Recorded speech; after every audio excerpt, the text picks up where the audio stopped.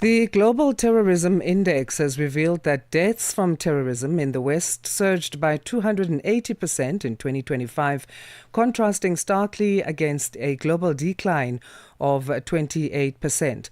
In the wake of the widening Iran conflict, the report warns that future trends in terrorism will be shaped by emerging conflicts, breakdown of international norms, and declining economic conditions. To discuss this further, we have on the line Steve Killelea, who is founder and executive chairman of the Institute for Economics and Peace IEP. Steve, thank you for joining us and making time to talk to us this morning. Thank you. It's my pleasure to be here. So how is this index compiled? Let's start there. Right. Okay. So there's a number of different criteria which come into it. So what we do is we look at the various terrorist instances which happen around the world. Now, they're collected through newspaper articles from various medias in different parts of the world. They're compiled together then and put into a database. We then sort of give a different weighing to whether it's a death, whether it's the number of deaths, number of incidences, number of injuries, and also hostages as well. They come together to create an overall composite of the index. What we do then now is we look and we have a sliding scale of weighing from 1 to 5, depending on how long ago the incident occurs, because there's an emotional factor which stays in the memory of countries for after the events occur. So that's a weighing system which slowly counts down over 5 years. What are some of the key findings from the index? Well, I think obviously the one which you've mentioned, the deaths from terrorism are down 28% this year. Attacks are down 22%, which means that the attacks have actually become less lethal. Now, we can also see, as you mentioned, that there's an increase of 280% deaths in the West, which is opposite of what's happening globally. One of the good, interesting parts is in Africa, 17 countries actually improved and only 4 deteriorated. So obviously the big deterioration was in Nigeria.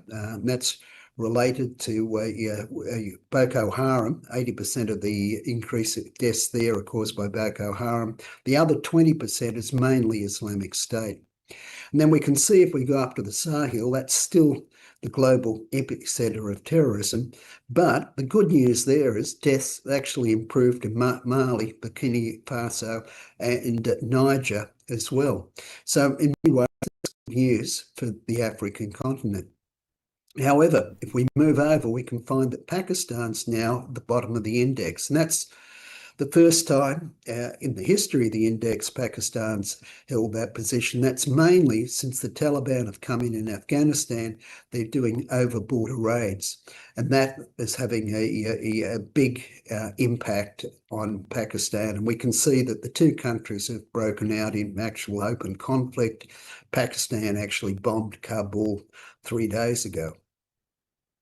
So would you say then that the surge in deaths in the West can be attributed to insurgents? You mentioned Boko Haram being a challenge there.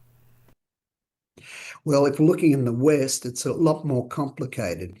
We put it down to a number of different factors. It's the rise of online radicalization. So if you're looking at just minors, so if we're looking at the investigations done in the West over the last 3 years, somewhere between 20 and 45%, depending on the country, is the number of people who are minors, that the minor being under 18 years old. And so we're finding that they're slowly getting radicalized online. So what happens is there might be social media, for example. They'll start with that, and then the algorithms, they don't mean to do it, but it's the way they operate, just send them more and more information along the lines of what they like. Then from there, what happens is they quite often can move into gaming rooms there where violence and killing gets normalised. And from there, they then get picked up by various people from various groups who might want to radicalise them.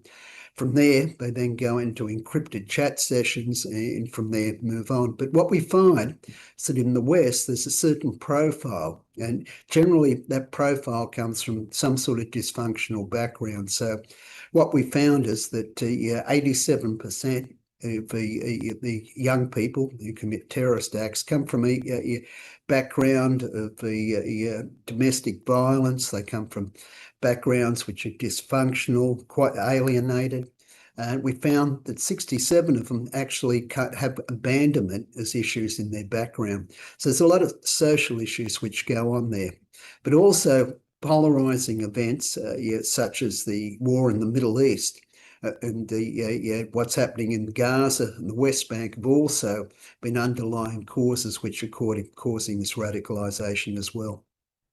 Right, as you unpack those underlying conditions that drive terrorism, what makes Iran a breeding ground for this? Does it mean that all these social ills are prominent there?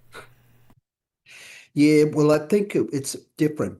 So I'll just come back to Africa first. Come back to Africa, the drivers of terrorism are much different. It's something like a 45% of the people who end up working or end up in Islamic groups, terrorist groups, cite being able to see security forces abuses as the reason.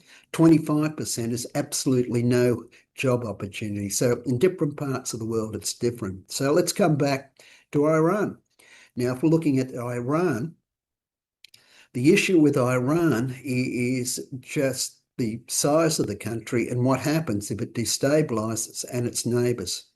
So there's three different ethnic groups over the last 3 years have caused 57 deaths through terrorist instances. So one of them is the Baloch, which are down on the southeastern side of Iran. That borders Pakistan, and we all know the issues with Pakistan at the moment. So Pakistan doesn't have the ability to be able to control it crossing the border. We move up north, you've got the Kurds, which are up in the northeast. And then if you move further up north, you've got Azerbaijan. Azerbaijan and Israel have very, very close relationships. You've got two provinces in Iran which have got Azerbaijan in the name. Now, there's 90 million people in Iran, and so if you get a breakdown of the government, the territories are going to become less controlled, which is likely to create a number of different civil insurrections. You may find that other groups can be funded by proxies externally, which will also increase the conflict within the country. And given that the Iranian Revolutionary Guard has launched 157 attacks, terrorist attacks internationally over the last 5 years, you can see the issues. If we come over to Iraq, and this is something not a lot of people know, there's 67 militias in Iraq with between 160 and 230,000 fighters, which are loyal to the Iranian Revolutionary Guard. Now, not all of them are getting active, but a number of them have already created attacks on US bases and the US embassy in Baghdad. So it'll give you some of the feeling of what could go wrong there. Well, Steve, let's leave it there for now. And thank you so much for your valuable insights and analysis on this topic. Yeah, look, it's my pleasure, and I hope to talk to you again. Absolutely, I'm sure we will. Steve Killelea is founder and executive chairman of the Institute for Economics and Peace IEP, unpacking the Global Terrorism Index there for us.